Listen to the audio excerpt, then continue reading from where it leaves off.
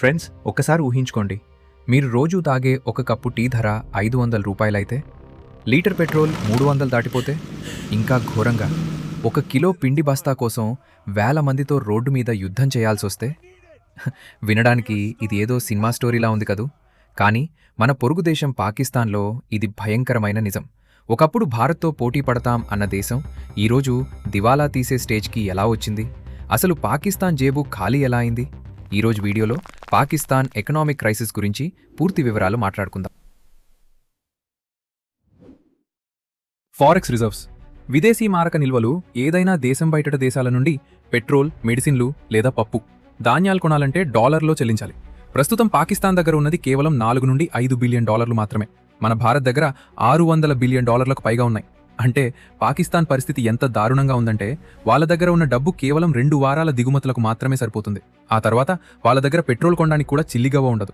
అందుకే అక్కడ కరెంటు కోతలు, పెట్రోల్ కొరత అంత దారుణంగా ఉన్నాయి.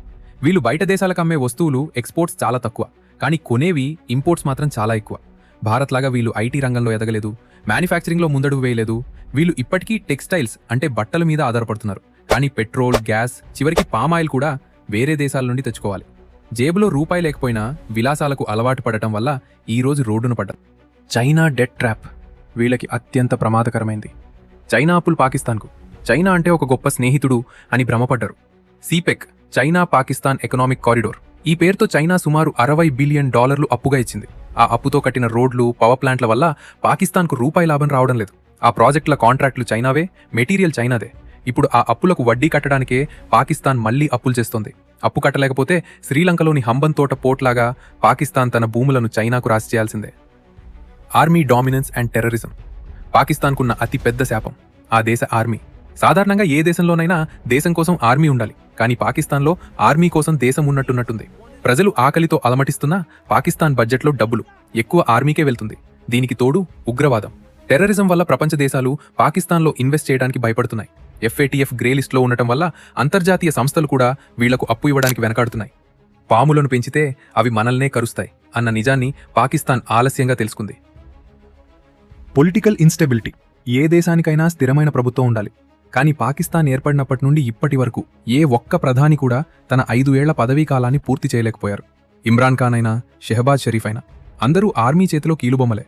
ప్రభుత్వం మారినప్పుడల్లా ఆర్థిక విధానాలు మారతాయి. దీనివల్ల ఇన్వెస్టర్లకు ఆ దేశం మీద నమ్మకం పోయింది. ప్రకృతి వైపరీత్యాలు మరియు అగ్రికల్చర్ వైఫల్యం, గత ఏడాది పాకిస్తాన్ను ముంచేసిన వరదలు ఆ దేశ ఆర్థిక వ్యవస్థను కోలుకోలేని దెబ్బతీసింది. దాదాపు 30 బిలియన్ డాలర్ల నష్టం వచ్చింది.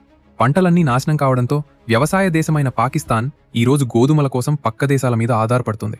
కూరగాయల ధరలు కేజీ 300 నుండి 500 రూపాయలు దాటిపోయాయి. ఈ నంబర్స్ పక్కన పెడితే ఒక సామాన్యుడు కేజీ చికెన్ కొనే స్థితి నుండి పావు కేజీ కోసం ఆలోచించే స్థితికి పడిపోయాడు. పసిపిల్లల పాలు, మందుల ధరలు ఆకాశాన్ని తాకుతున్నాయి. ఒక్క మాటలో చెప్పాలి అంటే వీళ్ళు టీ పొడి దగ్గర నుండి ఆయిల్ వరకు అన్నీ బయటి దేశాల నుండి కొనుక్కుంటారు. ఒకానొక దశలో వీళ్ళ ఏ స్థితికి పడిపోయారు అంటే, దయచేసి ప్రజలందరూ టీ తాగడం తగ్గించేయండి, ఎందుకంటే టీ పొడి కొనడానికి మన దగ్గర డబ్బులు లేవు అని అక్కడ ప్రభుత్వం అధికారికంగా స్టేట్మెంట్ ఇచ్చింది.